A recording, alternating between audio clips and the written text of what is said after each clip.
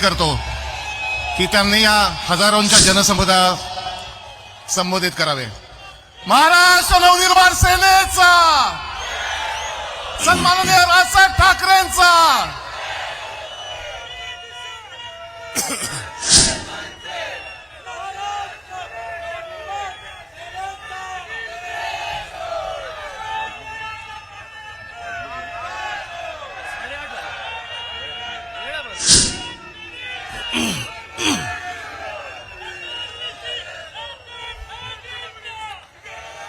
जमलेल्या माझ्या तमाम हिंदू बांधवांनो, भगिनींनो आणि मातांनो,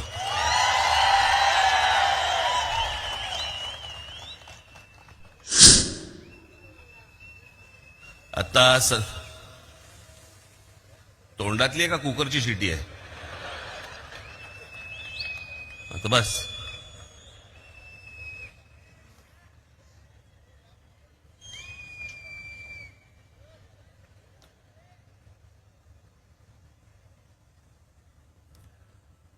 आज संध्याकाळपासून मला माहित नाही, काहीतरी खोकला सुरू झाला मला. वातावरणच सगळं इतकं गढूळ झालेलं आहे सगळ्या बाजूनी.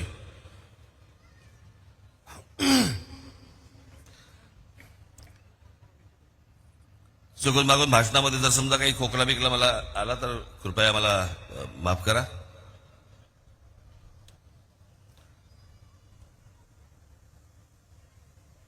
आज या 18व्या लोकसभेच्या निवडणुकीला आपण सगळेजण सामोरे जात आहोत.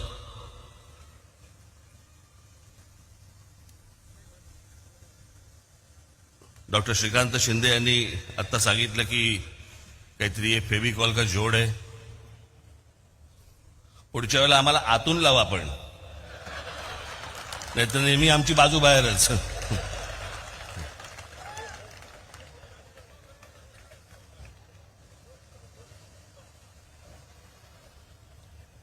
आज इथे ठाण्यामध्ये आल्यावरती आनंद मठामध्ये गेलो.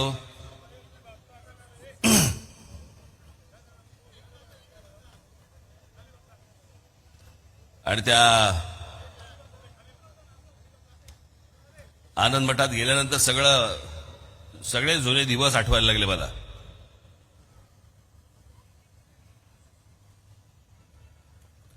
माझे आणि आनंद दिघेंचे एक वेगळ्या प्रकारचे एक मैत्रीपूर्ण संबंध होते.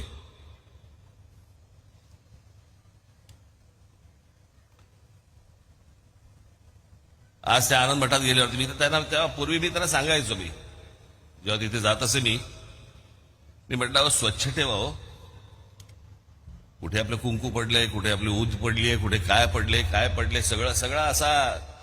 काही जे जुने लोक आहेत त्यांना माहिती असेल तिकडे काय परिस्थिती असायची, त्याच्यातच झोपायची. आज गेलो तर लक्षातच नाही आलं की ह्याच वास्तूमध्ये यायचो मी.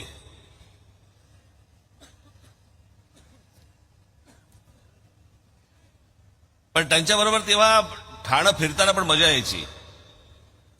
टुमदार होतं ठाणं. बाळासाहेबांबरोबर लहानपणी मी किती आलो ठाण्यामध्ये. आणि तेव्हा ते काय आचारसंहिता 10च्या आधी बंद वगैरे असले काही प्रकार नव्हते. 12-12, 1-1 वाजेपर्यंत भाषणं चालू असायची.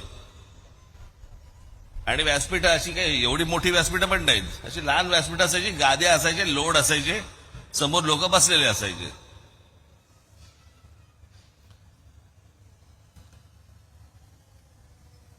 आणि मध्ये रात्री उशीर झाल्यावर ते दव पडणं, गाद्या त्या सगळ्या लोड ओले होणं, सगळं ते व्यासपीठ सगळं अख्खं ओलं असायचं, सगळे ते हार पडलेले असायचे.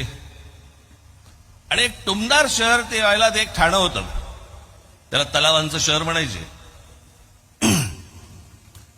त्या तलावांचे शहर बुजवले गेले आणि नंतर टँकर सुरू झाले.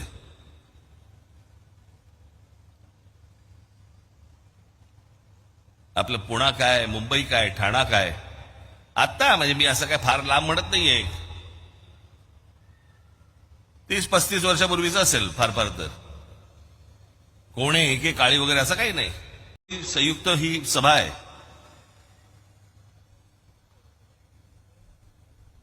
मी गेले अनेक वर्ष सांगतोय की आज या देशामधनं वेगवेगळ्या राज्यांमधनं जी लोक येत आहेत महाराष्ट्रामध्ये,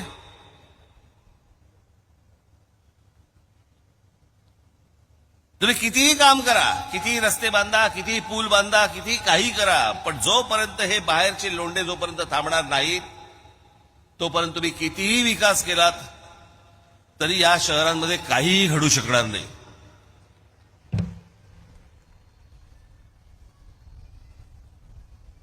आज खासदार श्रीकांत शिंदे असतील आणि भविष्यातले होणारे खासदार नरेश म्हस्के असतील, उद्या त्यांनी किती फंड आणले, काही आणलं. मी खास करून ठाणे जिल्ह्याबद्दल बोलतोय. मला वाटत नाही भारतामध्ये, संपूर्ण भारतामध्ये, कदाचित जगात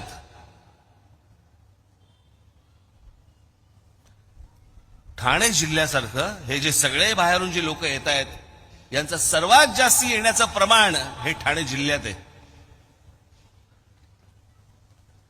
साधी गोष्ट आपण लक्षात घेऊया. काय असते, एक गाव असतं, गावामध्ये ग्रामपंचायत असते, मग त्या ग्रामपंचायतीची पुढे काहीतरी काय जिल्हा परिषद होते, जिल्हा परिषदेची काहीतरी नगरपालिका होते, नगरपालिकेची पुढे महानगरपालिका होते. हे ठरतं कशावर? लोकसंख्येवर. बरोबर बोलतोय मी? लोकसंख्येवरती ठरतं. मुंबई उपनगर जिल्हा किती महानगरपालिका आहेत? 1.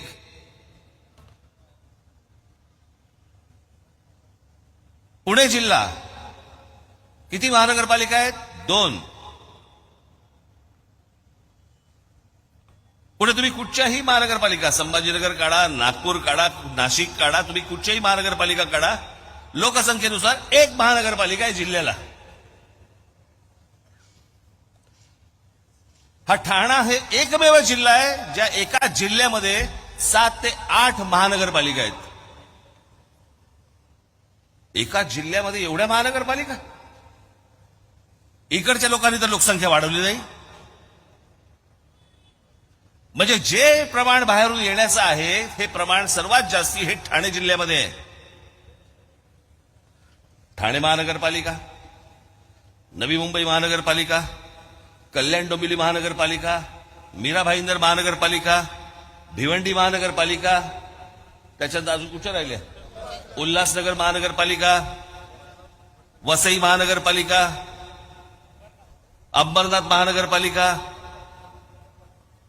एका जिल्ह्यामध्ये इतक्या महानगरपालिका, म्हणजे विचार करा या जिल्ह्यामध्ये माणसं आली किती आणि येत आहेत किती.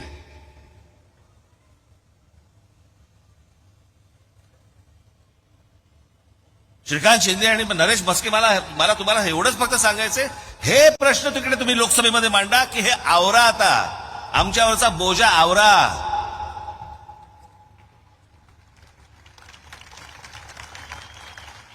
आम्ही उद्या इथे काही मेट्रो आणली, काही आणलं, काहीही आणायचा प्रयत्न केला तरी ते यशस्वी होणार नाही. कारण जोपर्यंत लोकसंख्या वाढते आहे तोपर्यंत हे पुरच पडणार नाही.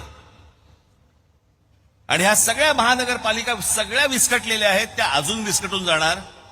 जो मूळ राहणारा माणूस आहे, जो मूळ करदाता म्हणून ज्याला आपण म्हणूया, त्याच्या हाताला, नशिबाला काहीही लागणार नाही. ही 18वी लोकसभेची निवडणूक आपण लढवतो आहोत. या लोकसभेच्या निवडणुका, या विधानसभेच्या निवडणुका, या महानगरपालिकांच्या निवडणुका आपण दरवेळेला कशासाठी लढवतो? ही शहरं चांगली झाली पाहिजेत, माझा विभाग चांगला झाला पाहिजे, माझा महाराष्ट्र चांगला झाला पाहिजे. पण हे जर अशा प्रकारचे जर समजा बाहेरून येणाऱ्या माणसांची जर संख्या रोजच्या रोज वाढत असेल, मग लोक म्हणणार बघा कसा संकुचित विचार. याच्यात कसला संकुचित विचार आला?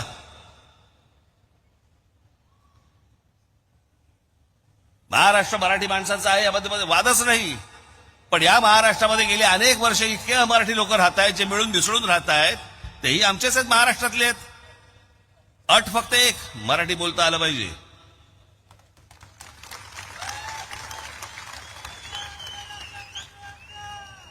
प्रत्येक राज्याची जी राजभाषा आहे ती कोणी बाहेरून कुठूनही आलात तरी तुम्हाला ती शिकली गेली पाहिजे. उद्या आम्ही तुमच्या राज्यात आलो, आम्ही तुमची भाषा शिकू, पण येणार नाही.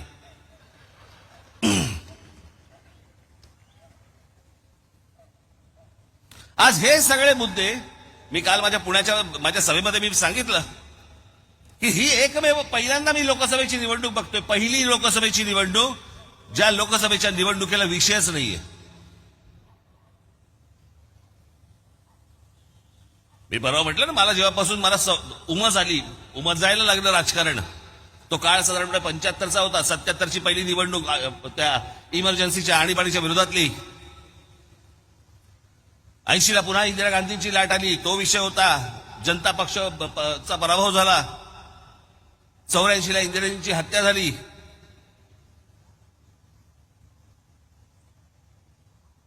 ला बोफोर्स प्रकरण झालं. 91ला राजीव गांधी गेले. 96ला बाबरी मशिदीचा ढाचा पडला होता, त्याच्यावरती निवडणूक झाली. 98ला कांदा विषयावरती निवडणूक झाली. 99ला कारगिल आणि विदेशी बाई या विषयावरती निवडणूक झाली. 2004ला इंडिया शायनिंग झालं. परत अजून 2009ला अजून काही विषय होते. 2024ला मोदींची लाट आली. 2019ला हे सगळं पुलवामा काहीतरी झालं. आज विषयच नाही. आणि हे विषय कोणताही विषय नसल्यामुळे सगळेजण आई बहिणीवरनं एकमेकांचा उद्धार करतात. खरं तर हे विषय मांडले पाहिजेत लोकांसमोर. लोकांच्या जीवन मरणाचे रोजचे जे विषय आहेत हे मला असं वाटतं विषय आले पाहिजेत. काय निवडणूक चालू आहे, कशावर निवडणूक चालू आहे? वडील चोरले.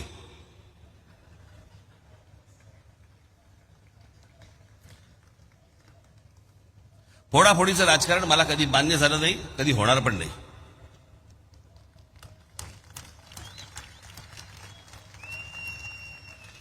पण या सगळ्या ह्याच्यामध्ये जे आज बोलतायत की आमचा पक्ष फोडला, आमचा पक्ष फोडला,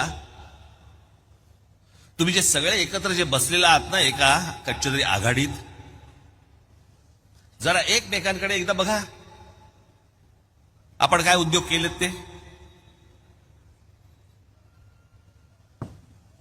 याच उद्धव ठाकरेंनी महाराष्ट्र नवनिर्माण सेनेचे 7पैकी 6 नगरसेवक खोके देऊन तुम्ही तोडले होतेत ना, तेव्हा काही नाही वाटलं.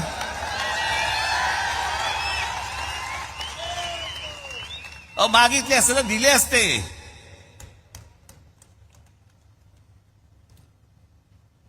पण काय त्याला म्हणतात ना, ढेकणा संगे हिराही भंगला. बरोबर शरद पवार बसलेत. या फोडाफोडीच्या राजकारणाची या महाराष्ट्रामध्ये जर कोणी सुरुवात केली असेल तर ती शरद पवारांनी सुरुवात केली. पहिल्यांदा काँग्रेस फोडली त्यांनी.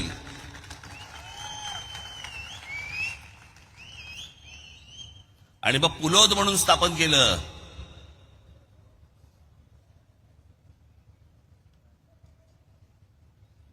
साधारणपणे 77-78 सालची 78 वगैरे सालची गोष्ट असली. पुलोद म्हणून स्थापन केलं. पहिल्यांदा या महाराष्ट्रामध्ये अशा प्रकारचं फोडाफोडीचं राजकारण पहिलं जे सुरू झालं हे शरद पवार साहेबांनी सुरुवात केली या गोष्टींची.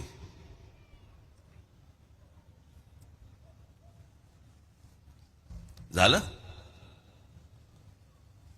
मग 1991 पुन्हा याच शरद पवारांनी छगन भुजबळांना फितवून बाळासाहेबांची पुन्हा शिवसेना फोडायला लावली.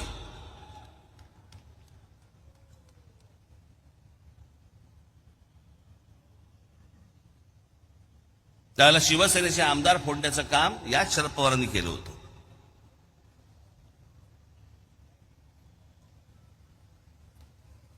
ज्या छगन भुजबळांना फोडलं आज ते इथे असतील.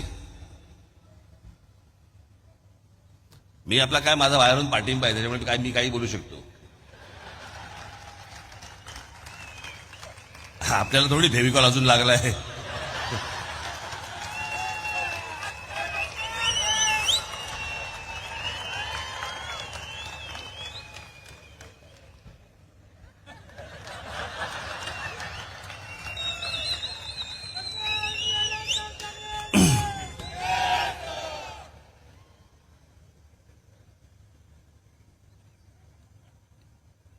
त्याच्यानंतर नारायणराव राणे यांच्याबरोबर आमदार घेऊन काँग्रेसने त्यावेळेला पुन्हा बाळासाहेबांची शिवसेना फोडली.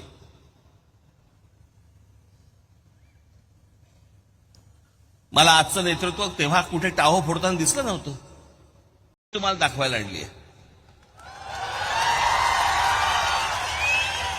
एकच. मी खरं तर एकदाच बोललो होतो मागच्या त्या सभांमध्ये, लावलं तो व्हिडिओ, ते आपल्या सगळ्यांनी लावलं तो व्हिडिओ आपलं ते सगळं सुरूच केलं. पण आता सांगतोय, लावलं तो व्हिडिओ. शालिनी पाटील किंवा वय झालेल्या बाळासाहेब ठाकरेंच्या हातात, म्हणजे 80-85 वर्षाच्या म्हातारीच्या हातात तलवार देऊन काय उपयोग होणार आहे? हात थरथर करायला लागला आणि त्या हातात तलवार. तरुणी बाईन पोरं काही गोट्या खेळायला गेलीत का? गेली त्या गिली दंडा खेळायला लागलीत का? ह्याच्यावर अग्रलेख कधीच होत नाही. यांच्या अनेक क्लिप्स आहेत, मला त्यांच्या काही क्लिपमध्ये काही देणं घेणं नाहीये. परंतु ज्या माननीय बाळासाहेबांबद्दल वक्तव्य करणाऱ्या या बाई 70-75-80 वर्षाच्या म्हाताऱ्याच्या हातामध्ये तलवार दिल्यावरती लटलटणारा हा हात, असं बोलणाऱ्या व्यक्तीला तुम्ही तुमच्या पक्षाची प्रवक्ती करता, तुमच्या पक्षाचे नेते करता आणि तुम्ही तुमच्या वडिलांवरती प्रेम आहे म्हणून सांगता.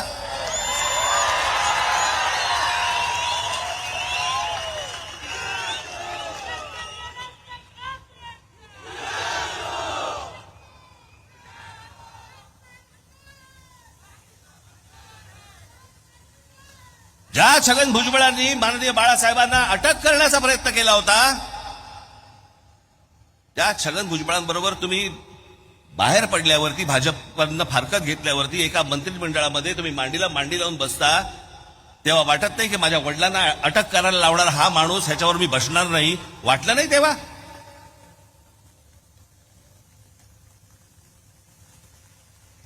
कसला फोडाफोडीचं राजकारण सांगताय तुम्ही?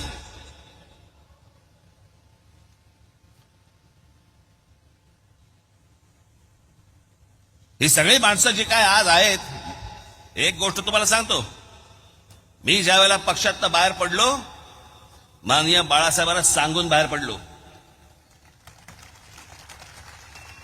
मी भेटायला गेलो, त्यांनी मला असं मला अजूनही आठवते, त्यांनी माझे असे हात केले, मी त्याच्या जवळ गेलो, आम्ही दोघांनी मिठी मारली एकमेकांना. मी म्हटलं येतो मी.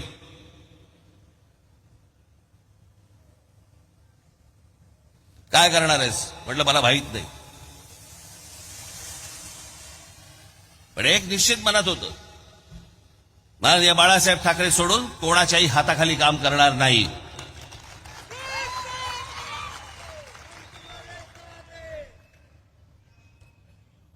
पक्षाचे किती चढ उतार आले, मार्ग काढीन त्यातनं.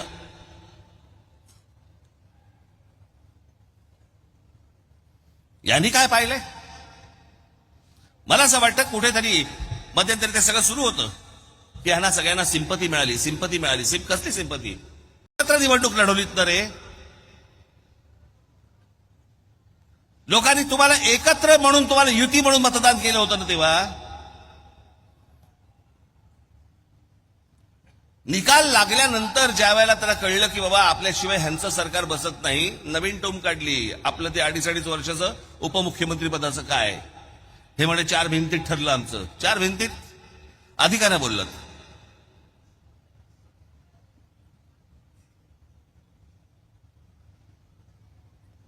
म्हणे अमित शहा आणि आमची म्हणे बैठक झाली एका खोलीमध्ये आणि तिकडे ठरलं की आम्ही 2.5 वर्षाचं आम्ही करणार.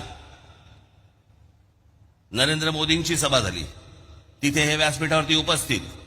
नरेंद्र मोदी स्वतःच्या भाषणामध्ये सांगतायत की आमचा पुढचा मुख्यमंत्री देवेंद्र फडणवीस असणार. का नाही आक्षेप घेतलात? अमित शहाच्या सभेमध्ये व्यासपीठावर तुम्ही बसलेले होतात, तिथे अमित शहा म्हणाले आमचा पुढचा मुख्यमंत्री देवेंद्र फडणवीस असणार. का नाही आक्षेप घेतलात तेव्हा तुम्ही? निवडणुकीचे निकाल लागल्यानंतर तुम्ही सगळ्यांना जगाला सांगताय की माझ्याबरोबर 2.5 वर्षाचा करार केलेला. मग अधिकाऱ्यांना सांगितलं तुम्ही. लाखो लोकांची मतं वाया घालवलीत आणि त्याच्यानंतर ज्यांच्या विरोधामध्ये तुम्ही निवडणूक लढवलीत त्यांच्याबरोबर जाऊन तुम्ही तिकडे विधानसभेमध्ये बसलात काँग्रेस आणि एनसीपी बरोबर.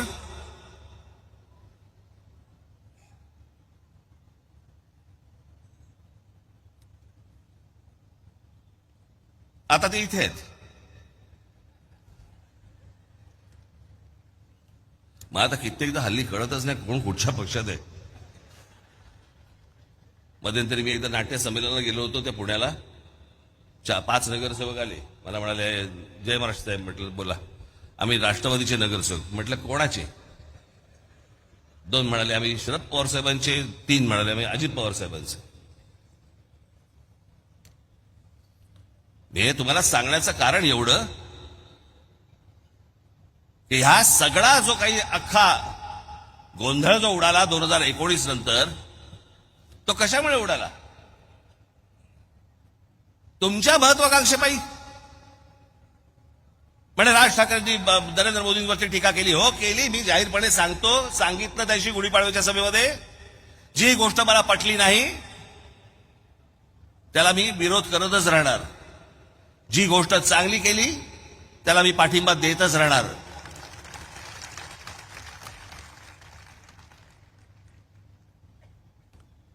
प्रश्नच येत नाही त्या गोष्टींचा. पण माझा विरोध हा मुद्द्यांना होता. मला काहीतरी मिळालं नाही म्हणून मी विरोध करत नव्हतो. आज आपण असं काढून बघूया. आज जे पेटलेत ना, आज उद्धव ठाकरे जे नरेंद्र मोदींच्या विरोधामध्ये जे बोलतायत, कारण पोट भरलं होतं. तुम्हाला जे हवंय ते तुम्हाला मिळालं असतं, पण जे तुम्हाला हवंय ते तुम्हाला मिळालं नाही म्हणून तुम्ही आज बोलताय. राज ठाकरेचं तसं नव्हतं. मला मुद्दे नाही पटले. मला आजही अनेक मुद्दे मला पटत नाहीत, परंतु आज अनेक गोष्टी ज्या नरेंद्र मोदींनी केलेल्या आहेत त्या तुम्हाला मान्य कराव्याच लागतील.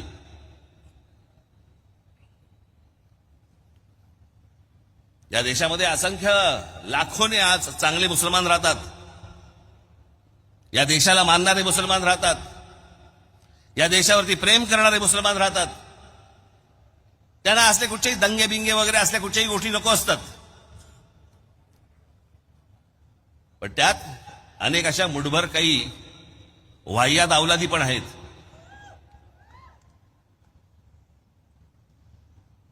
आज ही सगळी माणसं, जे काल झालं ना पुण्यामध्ये, फतवे काढले गेले ना की काँग्रेसला, त्याच्यानंतर त्या काय उभाटा सेनेला त्यांना फतवे काढले की ह्यांना मतदान करावं, मुसलमानांनी मतदान करावं. का? कारण गेल्या 10 वर्षामध्ये वाह्यातपणा करायला डोकं वर काढायला मिळालं नाही. तळमळत्यात, आतून तडफडतायत की जर डोकं वर काढलं आणि चेचलं तर. आणि त्याच्यासाठी म्हणून ह्यांचे हे सगळे पाठिंबे सगळे सुरू आहेत ह्याला देण्याचे. या देशाच्या सुरक्षेचा प्रश्न आहे. आज माझी श्रीकांत शिंदे, नरेश म्हस्के, मला तुम्हाला सगळ्यांना आणि महाराष्ट्रातल्या सगळ्या खासदारांना मला सांगणं आहे, हे फक्त मी तुमच्यासाठी आणलंय. कदाचित तुम्ही मागच्या माझ्या सभेच्या वेळेला विसरला असाल म्हणून मी तुम्हाला परत सांगण्यासाठी, दाखवण्यासाठी म्हणून मी फक्त तुम्हाला आणलंय. हे मी तुम्हाला जे दाखवतोय हे फक्त एका मुंबऱ्यातलं आहे. मी महाराष्ट्राचं बोलत नाही, ठाणे जिल्ह्याबद्दल बोलत नाही, महाराष्ट्र बोलत नाही की देश बोलत नाही. फक्त मुंबऱ्याबद्दल ही गोष्ट तुम्हाला सांगतोय. मुंब्रा परिसरात सिमी आतंकवादी संघटनेच्या 6 हस्तकांना अटक. 20 डिसेंबर 2001 रोजी संसद हल्ल्याप्रकरणी अबू अजबा याच्या मुंबऱ्यातून अटक. संसदेमध्ये जो हल्ला झाला होता त्याचा जो गुन्हेगार सापडला तो या मुंबऱ्यात सापडला. 16 मार्च 2002 हिजबुल मुजाहिद्दीनच्या 4 अतिरेक्यांना अटक. 23 जानेवारी 2004 नेत्याच्या हत्येचा कट रचल्याच्या प्रकरणी एका अतिरेक्याला मुंबऱ्यातून अटक. गुजरात पोलीस चकमकीत ठार झालेल्या इशरत जहां शेख ही पण मुंबऱ्यात राहत होती. 2016 मध्ये आयसिसच्या मुजबीर शेख हा मुंबऱ्यात अमृतनगर येथे राहत होता. 17 एप्रिल 2003 रोजी लष्कर ए तोयबाच्या 2 अतिरेक्यांना अटक. 16 मे 2003 मुलुंड बॉम्बस्फोट प्रकरणी मोहम्मद नमुद्दीन या व्यावसायिकाला अटक. देशद्रोही कारवायांसाठी आत्ताच्या काळात झालेल्या अटका. सप्टेंबर 22 मध्ये मुंबऱ्यातून देशविघातक कारवायांसाठी 4 पॉप्युलर फ्रंटच्या कार्यकर्त्यांना अटक. 2017 मध्ये एटीएसने याच मुंबऱ्यातून 4 जणांना देशविघातक कारवायांसाठी अटक केली आहे. 29 ऑक्टोबर 2023 ला पॅलेस्टाईनला पाठिंबा देण्यासाठी मुंबऱ्यात निदर्शने झाली. कुठे पॅलेस्टाईन, कुठे मुंब्रा? एप्रिल 2017 मध्ये मुंबऱ्यात शामशाद शेख नावाच्या आयसिसची संबंध असल्यावरून अटक झाली. त्यावेळेला सामनामधून अग्रलेखात मुंब्रा हे कसं दहशतवादाचं स्थान बनत आहे यावर अग्रलेख पण लिहिला होता. आता नाही बोलणार. ऑगस्ट 2017 मध्ये मुंब्रा कौसातून एटीएसने मोठ्या प्रमाणावरती स्फोटकं हस्तगत केली, ज्यात 15 किलो अमोनियम नायट्राईट आणि 9 डिटोनेटर्स हे पण सापडले. ऑक्टोबर 2023 मध्ये मुंब्र्यातून लष्कर ए तोयबा आणि ISI शी संबंध असल्याच्या आरोपावरून मुंब्र्यातून काही तरुणांना अटक केली. टाटा इन्स्टिट्यूट ऑफ सोशल सायन्सेसच्या 2014चा एक अहवाल आहे, टाटा इन्स्टिट्यूट, ज्यात मुंब्र्यातील वाढती गुन्हेगारी मुस्लिम गेटो करून कसे राहत आहेत यावर चिंता व्यक्त केली आहे. या अहवालातील मुद्दे ड्रग्ज आणि देशविघातक कारवायांमध्ये गुंतलेल्यांमध्ये इथे महिला मुली यांचं रोजचं आयुष्य धोक्यात आहे. हे सगळं आपल्या आजूबाजूला चालू आहे. मी लांबची गोष्ट सांगत नाही तुम्हाला. आज माझ्या समोर इतक्या माता भगिनी समोर बसलेल्या आहेत. कोण तुमची रिक्षा चालवतंय, कोण तुमच्या गाड्या चालवतंय, कोणाबरोबर बसताय, कोण तुमच्या बाजूने चाललेला आहे, काही सुरक्षेचा विषयच नाही. आणि सगळ्या अशा परिस्थितीमध्ये जर समजा गेल्या 10 वर्षामध्ये एक गोष्ट जर समजा असेल की जर समजा त्यांना वाटत असेल की नाही आपण जास्ती डोकं वर काढलं तर आपण चेचले जाऊ, हे चेचले जाऊ नये म्हणून आपण काँग्रेसला पाठिंबा दिला पाहिजे. हे काय प्रकारचं षडयंत्र सुरू आहे ना, ही गोष्ट पाहणं तितकीच महत्वाची आहे.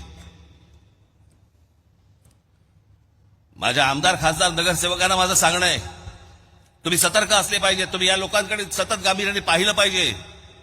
याच्यामध्ये कधीही चांगला मुसलमान भरडला जाणार नाही याची देखील दक्षता तुम्ही घेतली पाहिजे.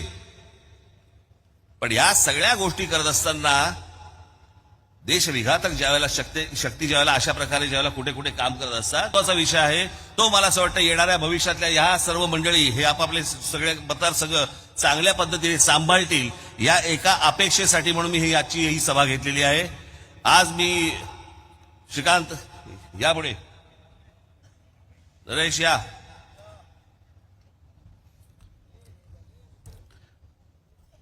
येणाऱ्या 20 मे रोजी जी आपली 18वी लोकसभेची निवडणूक होणार आहे तेव्हा ठाण्यामधनं श्री नरेश म्हस्के आणि कल्याणमधनं श्री श्रीकांत शिंदे याला आपण प्रचंड मताने आपण विजयी करावं. आज जे मी काही सांगितलंय त्यातला अजून पुढचा भाग हा मी त्यांच्यावर बसून बोलीन, पण त्यांच्याकडनं योग्य काम होईल ही आशा अपेक्षा बाळगतो आणि आपणा सर्वांची मी रजा घेतो. धन्यवाद. जय हिंद, जय महाराष्ट्र.